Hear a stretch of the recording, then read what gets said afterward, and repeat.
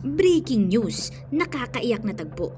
Pangulong Bongbong Marcos, viral matapos gulatin ang lahat sa isang napakatinding pasabog ngayong araw. Masasabi kong isa ito sa mga ligasiyang maiiwan ni Pangulong BBM. Paano ba naman kasi mga kababayan, inabot ng matagal na panahon bago ito matapos sa panahon pa talaga ni Pangulong BBM. Bibilib ka talaga dito dahil hindi ito basta-bastang proyekto dahil milyon-milyong mga kababayan natin ang siguradong makikinabang dito. And wait, there's more mga kababayan dahil talaga namang kaakibat na ito ng pang-araw-araw nating buhay. At siguradong mapapagaan ang mga trabaho ng ating magsasaka dito sa napakalaking proyekto na bubuksan ngayong araw ni PBBM. Kaya naman mga kababayan, wag na natin itong patagalin pa. Samahan niyo ko at sabay-sabay nating alamin ang maiinit na balita sa araw na ito.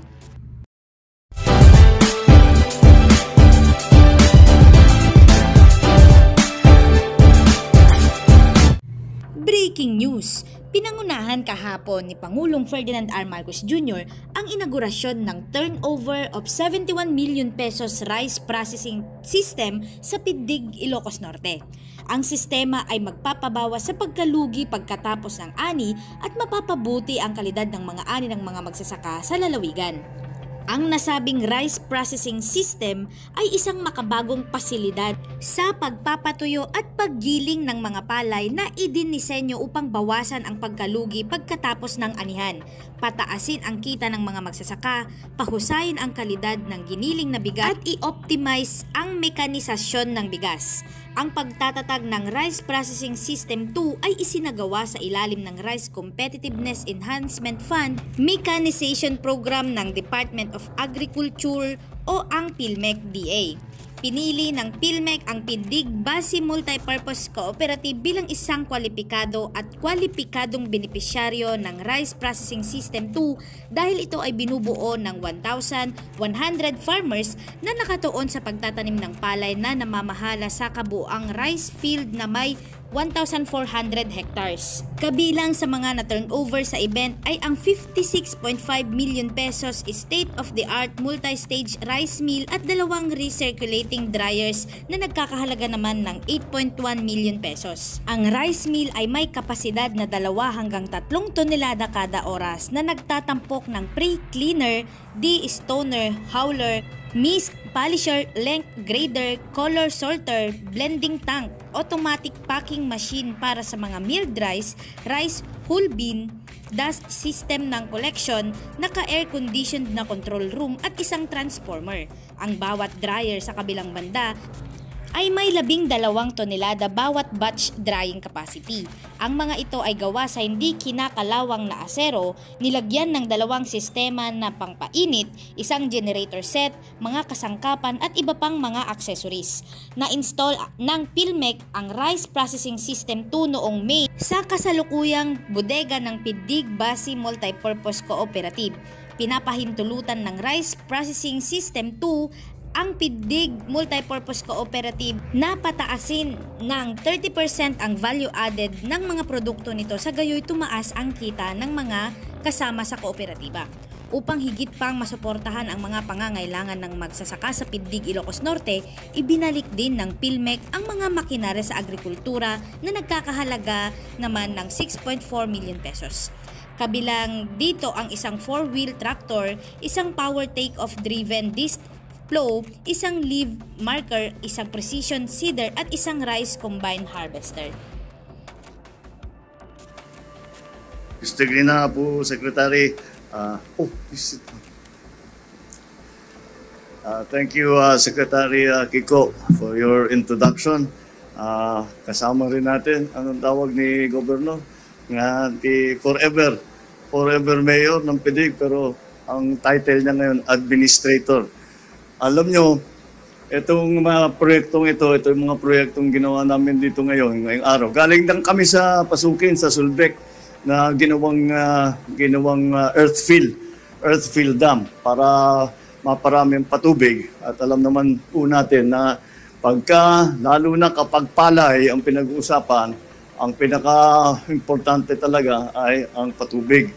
Kaya dinadagdagan po natin ang irrigation at yan po ang tinatrabaho ni Administrator Gillian ngayon at para madagdagan ang ani ng ating mga magsasaka. At ngayon po andito po, siyempre kasama natin si Governor Matt, Apo Mayor, Apo Vice, parang natatlo. And Dr. Ubian is also here. Ito po si Dr. Santi Ubian is the unang namumuno ng PhilRice. Hanggang ngayon, they is still offering his help. Kaya kami magpapasalamat. We need talents like yours to help us dito sa lahat ng mga pinapag-usapan natin, Doc Ubian, now only we can do it because dati hanggang dito lang sa Ilocos Ngayon, pwede na tayo sa buong Pilipinas. Lahat ng ating iniisip na gagawin ay maaari na natin gawin. At isa na ito. This rice processing facility is one of the most important aspects. Ito yung isa sa mahalaga na aspeto doon sa ating tinatawag ng value chain. Dahil, kung isipin natin, kung wala ito, kung wala tayong processing, unang-una, yung drying natin, nandyan na naman sa kalsada, nandyan na naman sa basketball court, nandyan na naman kung saan-saan. At nasisira lang yung ani. Kaya mas maganda, meron na tayong malaking dryer dito. How big is it? It's 24 tons.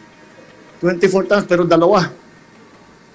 There are two of them. So 24 tons ang capacity niya. Sa isang araw, kaya niyang ubusin yung 24 tons na yun. Kaya napakarami ang madry niya. Tapos papasok dito sa processing. At 3 tons per hour.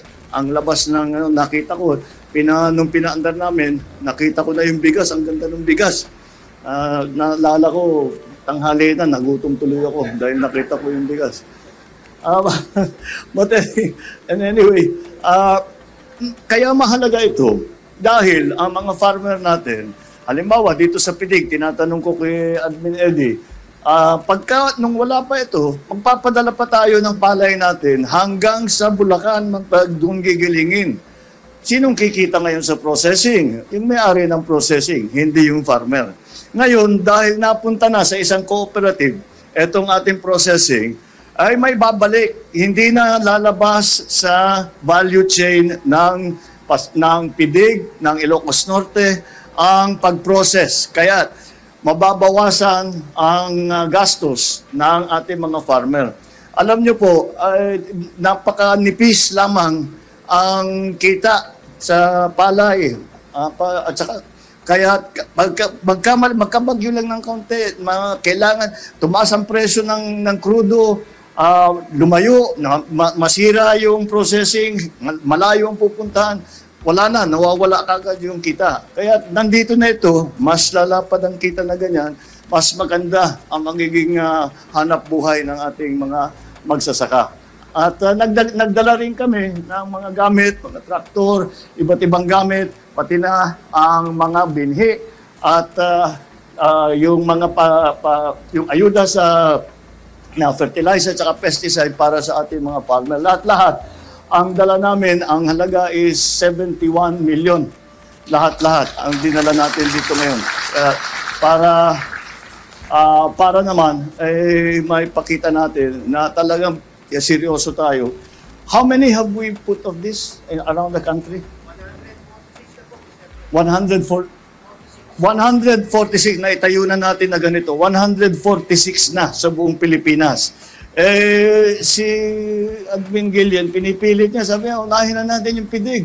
Sabi ko, wag, nakakahiya, baka sasabihin ng mga tao, inuuno lang natin yung sa atin. Kaya medyo nauna yung mga iba, pero ngayon, ngayong araw na ito, binubuksan na natin. At ito ay para sa mas magandang pagsasaka ng ating mga kababayan, ng ating mga tigil-padig. Kasi kahit pagka ganito kalaki ang processing, hindi lang Pidig ito, buong probinsya, para makikinabang dito. At siguro pagka nakadilihensya pa tayo sa RCEP ng konti pa, baka na madagdagan na natin para naman lahat ng buong probinsya ay mararamdaman ang pagbabago na ginagawa natin para sa agrikultura. At hindi lang ito, kagaya ng aking nabanggit, galing kami sa Sulbec. At that is one of the big projects that we are doing dahil nga sa irrigation. Ngunit ay meron tayong binubuo at naibabalita ko na sa inyo na sa susunod na taon, in 2025, mag-umpisa na yung irrigation project ng Ilocos Norte, Ilocos Sur, and Abra. Yung matagal na nating, first time pa ako nag-governor dito, 1983, pinag-uusapan na namin yan. Hindi lang matapos-tapos, naabutan ng 1986. Tapos hindi na binalik-balikan. Kaya sabi ko, sayang naman yun. Ang naging problema pati ay linagyan natin ng mga iba't ibang aspeto, hindi lamang tubig, patubig, kung hindi ngayon, meron ng hydroelectric power generation, meron na tayong pagkukuhanan ng irrigation, at saka gagamit din tayo para sa mga bahay-bahay, sa household supply ng fresh water. Kaya ito po ay buo-buo natin ginagawa para naman masabi natin. Kung maalala ninyo, nung pinag-uusapan namin bago pa ako umupo, ay pinag-uusapan ko na talaga na kailangan buuhin ang value chain mula sa pagsaka hanggang sa processing, hanggang sa marketing, lahat-lahat dapat buuhin natin na maganda para streamline ito. Hindi bumubuko lang mga gastos sa bawat hakbang. Pag mag-processing, magbabayad ka na naman. Pag ihahawling mo, magbabayad ka na naman. Pagdadalhin mo sa palengke, magbabayad ka na naman. Ngayon, hindi na. Ngayon, ang gagastos dyan ay ang cooperative, pero sila din ang makakukuha ng kita na makukuha at ibibigay sa kanilang mga member. Napakapalad naman ng PIDBIG Basi Multipurpose Cooperative at nasa inyo na. Pagandahin, kagaya po ng sabi ng gobernador, pagandahin natin ang takbo nito para makita ng mga iba at ma-inspire naman sila at sasabihin nila na meron tayong may pag-asa pa rin. Pwede nating ayusin ang ating agrikultura at gagayahin ng mga project na kagaya nito. So, this is something that we are very proud of. At tinatanong nga sa akin, nung dumadaan, sabi sa akin, para kang hindi napapagod. Ako, pag nakakita ako ng ganito, nawawala kahit na anong pagod ko dahil nakakatuwa ang makita na meron na tayong ganito. Hindi lamang dito sa PIDBIG, kundi sa iba't ibang lugar pa. At ito ang aming patuloy. Dahil sa aking pananaw, kailangan natin kilalanin ang ating mga magsasaka. Ating mga manalon tayo, mangalap tayo. Especially since nahirapan na sa tagtuyot ng El Nino, kailangan talaga tuloy-tuloy namin ginagawa ito para naman mas maganda maging ang agrikultura at kilalanin ng buong bansa. Dahil kung minsan ay nakakalimutan na ang bayani, ang bagong bayani natin dito sa Pilipinas ay ang lahat ng nagtatanim ng palay, lahat ng iba't ibang mais, lahat ng high value crop, lahat ng iba't ibang produkto, ang ating mga mangingisda na nagdadala ng pagkain para sa buong Pilipinas. Kaya yan ang aming kinikilala at tiyakin ninyo na nakakatiyak kayo na hanggat maaari, lahat ng maitulong namin ay itutulong namin sa inyo dahil napakahalaga ng inyong ginagawa. It is so important what you are doing. We cannot say it enough that the heroes of the day, lalong-lalo ngayon, the heroes of the day are our farmers and our fishermen. And so, asahan ninyo ng inyong pamahalaan ay nandito kasama ninyo lahat. Sabihan nyo lang kami. Hindi, lagi naman kami bukas at nakikinig kung ano yung pangangailangan ninyo. At sabihin nyo, nandyan ang ating mga local government officials, nandyan yung mga representante ng mga iba't ibang ahensya. At syempre, nandito lagi ako. At, iba naman ng Ilocos Norte, may direct line sa palasyo yun. Hindi kaya sa... Ito, kulitin niyo si Vincent. Sabihin niyo, pumunta siya sa palasyo pag may kailangan kayo. Sigurado yun, hindi ako patutulugin yan hanggang basahin ko yung folder ninyo. So I'm very happy. Well, first of all, I'm very happy to be back in Ilocos Norte, but I'm also even more happy to be able to see that may progress yung ating ginagawa. At alam ko na sa darating na ilang buwan ay mararamdaman natin ang kaibahan dito dahil sa ating mga ginagawa nagdadagdag tayo ng processing, tinutulungan natin sa pautang ang mga farmer, tinutulungan natin sa technical, tinutulungan natin sa mga inputs at yan po ang ating patuloy na gagawin at asahan ninyo na hindi kayo nakakalimutan ng kahit sino sa Pilipinas. Hindi kinakalimutan ang kontribusyon ninyo sa lipunan ng Pilipinas. Mabuhay kayo. Agbiag, bago Pilipinas, na imbag na agay luamin.